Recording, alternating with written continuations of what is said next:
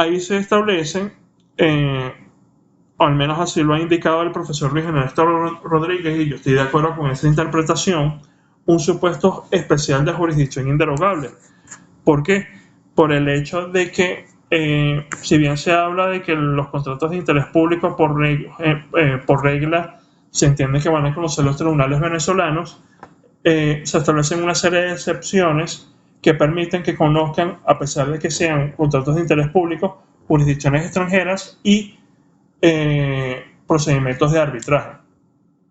Entonces, este artículo 151 de la Constitución se ha visto excepcionado, por ejemplo, en los casos de los litigios que tiene Venezuela en el extranjero, especialmente en Inglaterra y en los Estados Unidos, los procedimientos de arbitraje que ha tenido ante el CIADI, los procedimientos de arbitraje de inversión de carácter independiente, sustanciados con base en las reglas de UNCITRAL, que permiten en esos casos de jurisdicción, que en esos casos las partes hayan elegido una jurisdicción distinta de los tribunales venezolanos. Por eso es que,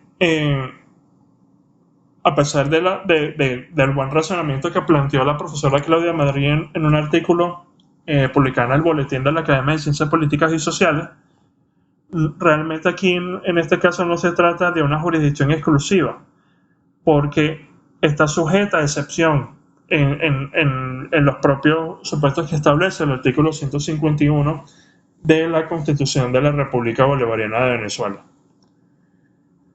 ¿Hay aquí alguna pregunta, algo que no haya quedado claro?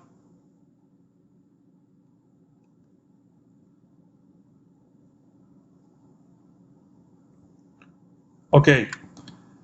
En el caso del artículo de la jurisdicción exclusiva, perdón, el supuesto que sin lugar a dudas se tiene como de jurisdicción exclusiva es el establecido en el artículo 53, numeral 3 de la Ley de Derecho Internacional Privado.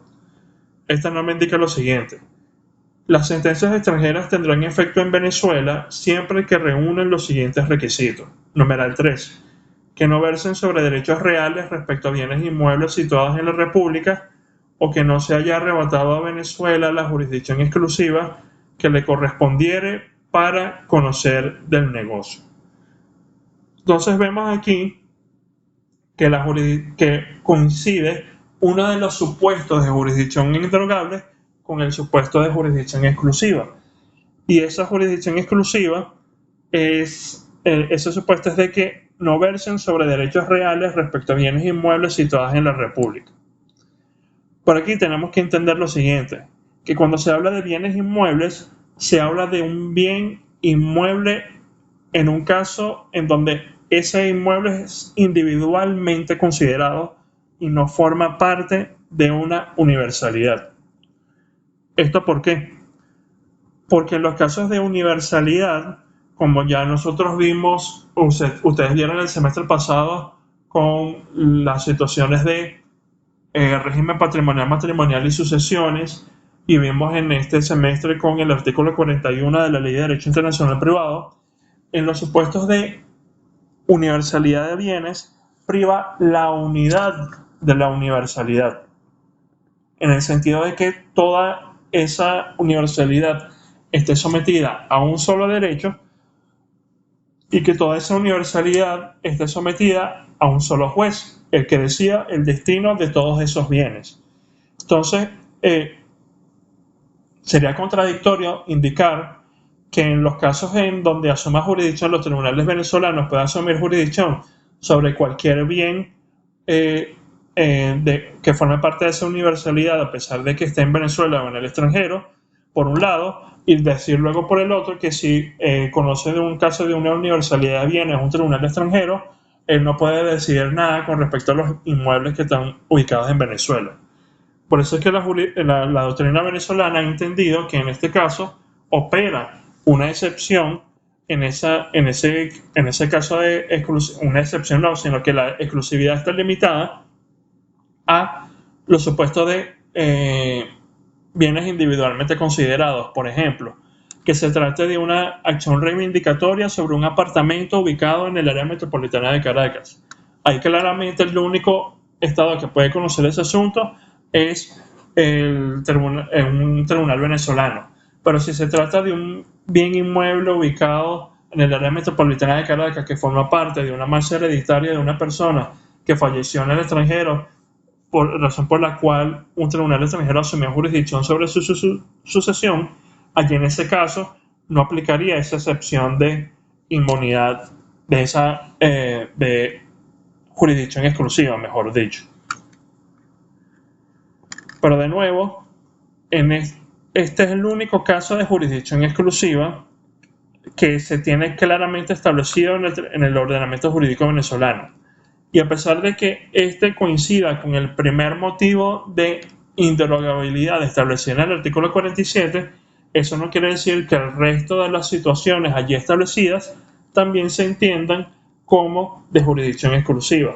Ni la materia de asuntos en donde no cabe transacción, ni lo relativo a materias que sean de interés del orden público venezolano, se entienden como de jurisdicciones exclusivas, sino como de jurisdicciones inderogables.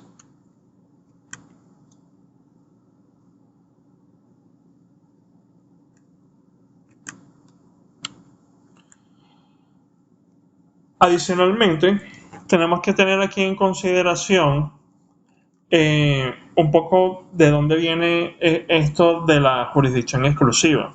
Y aquí el artículo que sin lugar a dudas explica de mejor forma este asunto es un artículo que publicó el profesor Joaquín Sánchez Covisa en 1956, que trata sobre la competencia procesal indirecta, lo que hoy llamamos como jurisdicción indirecta. Él allí explica un poco las razones por las cuales surgen estas supuestas de jurisdicción exclusiva y cómo de alguna forma se ha justificado. Entonces él indica que los supuestos de jurisdicción exclusiva pueden derivarse de tres situaciones. En primer lugar, unos criterios que obedecen a criterios plenamente técnicos. En segundo lugar, criterios que derivan de índole política, como por ejemplo podría ocurrir en el caso de estados que indican que sus tribunales solo pueden conocer de demandas intentadas, o que solo sus tribunales pueden conocer las demandas intentadas contra sus nacionales, por ejemplo, o sobre alguna materia que sea de interés nacional de ese estado. Y en tercer lugar, aquellos derivados de la tendencia de transformar las normas atributivas de jurisdicción en criterios de jurisdicción exclusiva, que eso era algo que pasaba mucho en el siglo pasado, en donde, por ejemplo, situaciones como las que tenemos en los artículos 39 al 42 de la Ley de Derecho Internacional Privado se entendían todos ellos como de jurisdicción exclusiva. Eso no es actualmente así. Él indicaba que, el profesor Sánchez Covisa indicaba que la jurisdicción exclusiva realmente estaba mejor fundamentada en el primer caso, en los criterios plenamente técnicos. Y eso se justificaba porque estos criterios plenamente técnicos podían obedecer a dos justificaciones particulares. La primera, que abarcaban situaciones donde estaba involucrada o vinculada la soberanía del Estado y situaciones en donde los Estados tienen intereses tan fuertes sobre ciertas materias que se reservan el conocimiento de las mismas a sus tribunales. Ahora, ¿qué tenemos que tener claro con respecto a los criterios de jurisdicción exclusiva? En primer lugar, que son criterios especiales y de interpretación restrictiva, es decir, no pueden ser objeto de una interpretación extensiva ni de aplicación analógica, si no está establecido claramente en un supuesto normativo que ese asunto es de jurisdicción exclusiva de nuestros tribunales. De lo contrario, allí se estará a lo sumo ante un asunto de jurisdicción inderogable, pero no ante un asunto de jurisdicción exclusiva. Y de nuevo, y esto ya lo dijimos, que en Venezuela el criterio de jurisdicción exclusiva relativa a los derechos reales respecto a bienes inmuebles situados en el territorio venezolano no aplica en materia de universalidad de bienes. Adicionalmente, con el tema de los acuerdos de elección de foro, tenemos que considerar brevemente la situación en donde ese acuerdo de elección de foro esté incluido en un contrato de adhesión.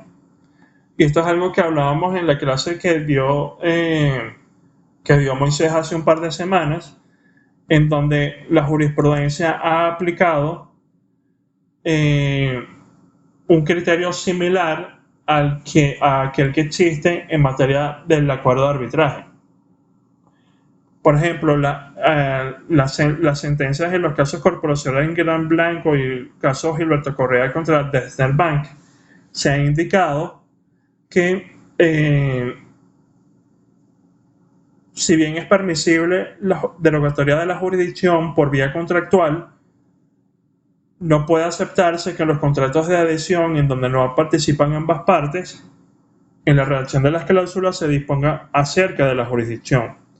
Entonces, por eso, lo que indica la sala, aun cuando el legislador internacional privatista no hace mención especial a la derogatoria convencional de jurisdicción en los contratos de adhesión, esta solo es permisible mediante un acuerdo de voluntades que podrá expresarse en forma independiente al conjunto de normas que regulan ese contrato de adhesión, pero que evidencie, y en eso es clara la sala, ser el producto de la voluntad de todos los contratantes y no tan solo de uno de ellos.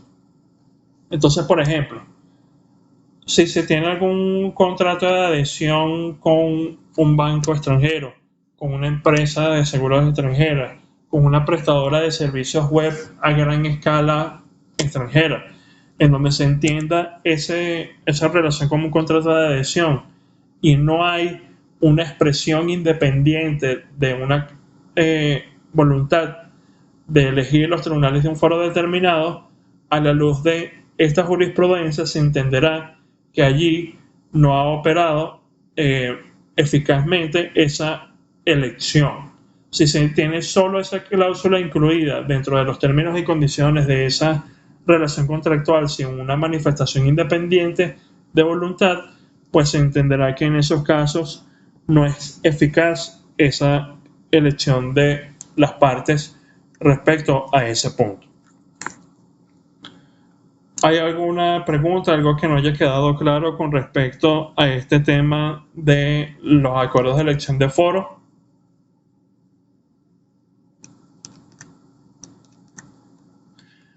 Ok, además dentro de la derogatoria convencional de la jurisdicción, nosotros tenemos el tema de los acuerdos de arbitraje. Pero como nosotros vamos a tener hacia el final de la materia un tema relativo a los arbitrajes comerciales internacionales y al arbitraje de inversión, aquí solo quiero que tengamos ciertas ideas con respecto al acuerdo de arbitraje, y además que ustedes ya han visto en materias anteriores algunas nociones sobre el arbitraje comercial. Ahí ustedes recordarán que el arbitraje comercial se fundamenta en el ejercicio de la autonomía de la voluntad, en el sentido de que el arbitraje es un medio alternativo de resolución de conflictos mediante el cual las partes de una relación jurídica deciden excluir su controversia del conocimiento de los tribunales ordinarios y otorgárselo a unas personas privadas que se constituyen en lo que se denomina un tribunal arbitral. Eso allí parte de nuevo de ese ejercicio de la autonomía de la voluntad, y la autonomía de la voluntad es crucial en muchas de las secciones en las que comprenden ese arbitraje comercial o ese arbitraje en general, porque nosotros podemos ver las formas en las que se manifiesta esta autonomía de la voluntad en el acuerdo para someter la controversia a este mecanismo. Por ejemplo, también para determinar los detalles del procedimiento, el derecho aplicable al fondo o el derecho aplicable al acuerdo, el elegir la sede que tendrá ese procedimiento arbitral, entre muchos otros aspectos. Razón por la cual el papel del que ejerce el acuerdo de arbitraje en ese mecanismo es fundamental. Y es por eso que es importante entender que el acuerdo de arbitraje tiene por característica que es un acuerdo obligatorio. Y esa obligatoriedad se manifiesta en dos situaciones o en dos estados. En primer lugar, cuando se trata de la obligatoriedad de cumplimiento del acuerdo de arbitraje. Si una parte de un acuerdo de arbitraje somete una controversia a los tribunales ordinarios, la otra parte tiene derecho a que esa controversia sea declarada falta de la jurisdicción respecto de ella y se dirijan las partes al mecanismo arbitral. Luego, se puede ver también esa obligatoriedad del acuerdo en la obligatoriedad de cumplimiento del laudo arbitral, porque el laudo arbitral es la consecuencia final del acuerdo de arbitraje, porque es la decisión que zanja con carácter de cosa juzgada la controversia entre las partes y que es de obligatorio cumplimiento para ellas, con la posibilidad incluso de que sea posible solicitar su ejecución forzosa ante los tribunales judiciales. Por eso es que se entiende de nuevo que el acuerdo de arbitraje es obligatorio, pero adicionalmente se ha planteado con el desarrollo del arbitraje y especialmente con el desarrollo del arbitraje comercial internacional dos principios que son muy importantes en esta materia y que son principios que yo denomino de efectividad del mecanismo arbitral. Tenemos en primer lugar el principio de separabilidad del acuerdo de arbitraje y en segundo lugar el principio competence. El principio de separabilidad del acuerdo implica que el acuerdo de arbitraje es un acuerdo independiente de aquel contrato o de aquella relación en donde se encuentra contenida y que puede estar sometido a un derecho distinto a ella. Por eso es que la profesora Claudia Madrid, en un artículo publicado en el 2010, ella indica que la separabilidad del acuerdo tiene una consecuencia conflictual y una consecuencia material. La consecuencia conflictual es que puede el acuerdo de arbitraje y la relación de fondos estar sometidas a derechos distintos. Y la consecuencia material es que el alegato de invalidez de la relación de fondo no necesariamente implica la invalidez del acuerdo de arbitraje. Puede darse casos, por ejemplo, de invalidez formal del contrato, de un contrato que está sometido a unas formas específicas que no toca eso el acuerdo de arbitraje, porque el acuerdo de arbitraje, el requisito que normalmente se requiere es que simplemente consta por escrito de ese acuerdo y eso puede verificarse a través de una cláusula contractual, de un acuerdo independiente, de un intercambio de cartas, un intercambio de correos electrónicos, es decir, es amplia la forma en la que se puede establecer la existencia de ese acuerdo. Este principio de separabilidad lo tenemos previsto especialmente en nuestro artículo 7 de la Ley de Arbitraje Comercial. Por eso es que cierra esa norma diciendo que la decisión del tribunal arbitral de que el contrato es nulo no conlleva necesariamente la nulidad del acuerdo de arbitraje. No obstante, la doctrina en materia de arbitraje comercial internacional y especialmente lo que desarrolló hace unos 12 años el profesor Pierre Meyer de Francia, es que hay situaciones en donde claramente el acuerdo de arbitraje y el contrato principal pueden estar sufriendo del mismo vicio de nulidad. Lo que ocurre, por ejemplo, cuando se habla de vicios de consentimiento, especialmente aquellos referidos a la capacidad, a la violencia y al dolo ejercido sobre alguna de las partes. Porque si se indica que una de las partes fue sometida mediante violencia a suscribir un contrato, no podría decirse que ese acuerdo de arbitraje no tiene también ese mismo vicio de consentimiento, porque al final de cuentas el acuerdo de arbitraje es un contrato entre las partes también. Como segundo principio de efectividad tenemos el principio competence, que indica que el árbitro está facultado para decidir sobre su propia competencia, y esto tiene un efecto positivo y un efecto negativo. El efecto positivo implica que ese tribunal arbitral o esos árbitros pueden efectivamente conocer sobre su propia competencia. El criterio negativo o el efecto negativo es la llamada regla de prioridad cronológica, en el sentido de que el tribunal judicial solo podrá conocer lo relativo a la competencia del tribunal arbitral luego de que el tribunal arbitral haya decidido, y normalmente eso ocurre en sede de recurso de nulidad, que, como ustedes recordarán de sus nociones de medios alternativos de resolución de conflictos, es el único recurso que realmente se plantea respecto al laudo arbitral.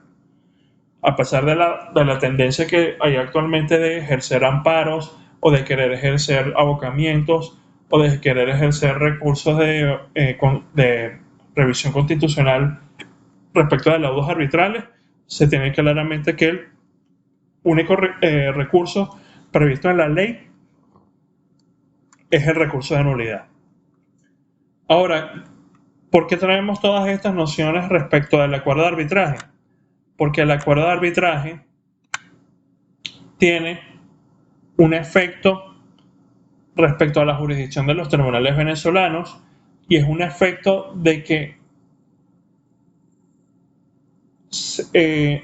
excluye la jurisdicción de los tribunales ordinarios. Si nosotros vemos el artículo 5 de la Ley de Arbitraje Comercial, vemos que allí se nos indica que el acuerdo de arbitraje es exclusivo y excluyente de la jurisdicción ordinaria, lo que quiere decir que en un caso en donde una parte someta una controversia a los tribunales ordinarios que esté abarcada en el ámbito de un acuerdo de arbitraje, y la otra parte someta a la consideración del tribunal arbitral la existencia de ese acuerdo de arbitraje, se tiene que declarar la falta de jurisdicción. Normalmente se ha discutido en la doctrina venezolana a través de qué forma se tiene que establecer realmente la excepción de arbitraje. Y eso está de alguna forma resumido en esta sentencia citada en pantalla, que es el caso Banco Canarias contra CGM Promociones, en donde, en resumen, lo que dice la Sala Político-Administrativa es que se han planteado las situaciones de falta de jurisdicción, falta de competencia o falta de o prohibición de la ley de admitir una acción o de admitirla solo con respecto a causales concretamente establecidas, que la excepción de arbitraje se tiene que intentar a través del alegato de la cuestión previa de la falta de jurisdicción, con los mismos, por así decirlo, las mismas consideraciones que hicimos cuando hablamos de la jurisdicción de la sumisión tácita. Por ejemplo, de que no puede establecerse que ha habido una renuncia al arbitraje por la actuación de un defensor ad litem, o que si la parte se presenta luego de la contestación de la demanda ya no puede establecer la excepción de arbitraje. Allí todavía es posible poner esa falta de jurisdicción, pero se canaliza a través de esta cuestión previa.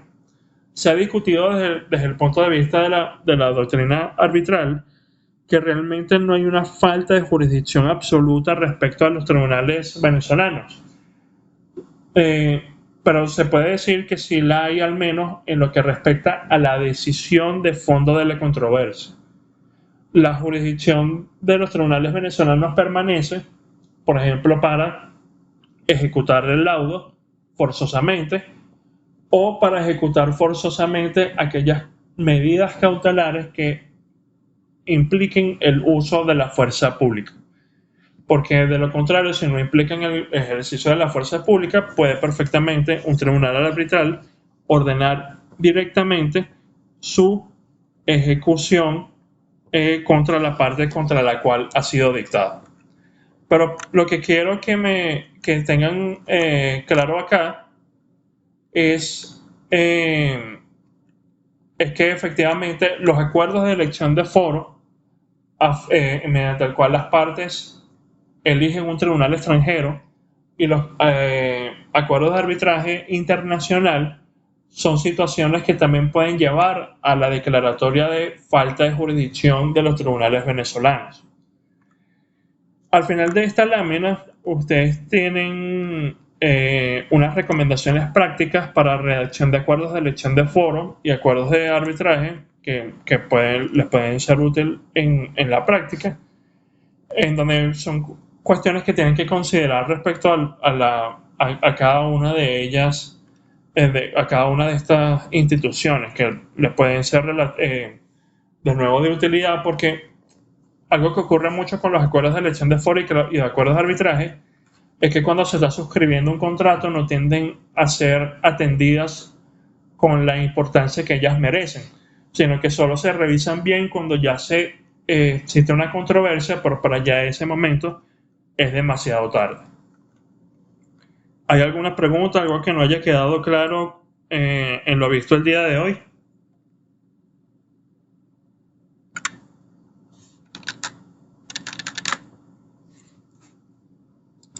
Profe, yo tenía una duda en cuanto al examen. Ok.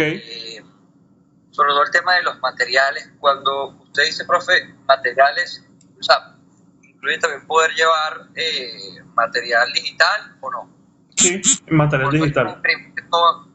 ¿Sí se puede? Sí se puede. Ok, esa era mi duda. Ok. ¿Hay alguna otra duda respecto a lo visto hoy?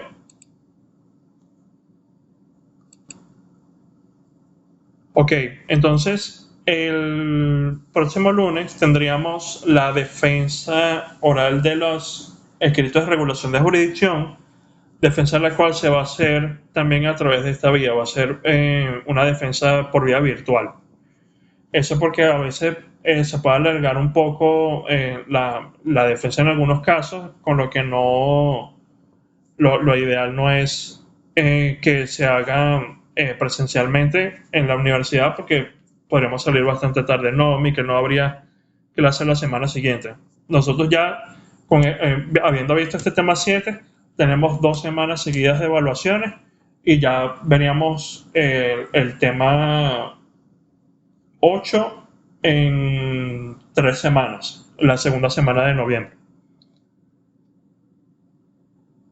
Ahí normalmente Michael, hay un orden de grupos que normalmente está establecido por el orden en el que yo recibí los correos por los cuales ustedes me dijeron quiénes conforman los grupos.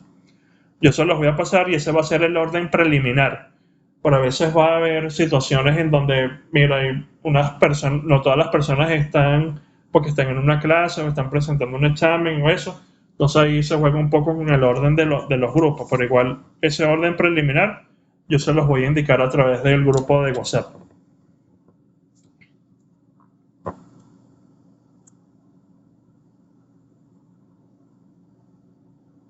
Bueno, muchachos, si no hay alguna otra pregunta, quedamos entonces pendientes para la clase que viene. Cualquier cosa, cualquier duda con respecto al escrito,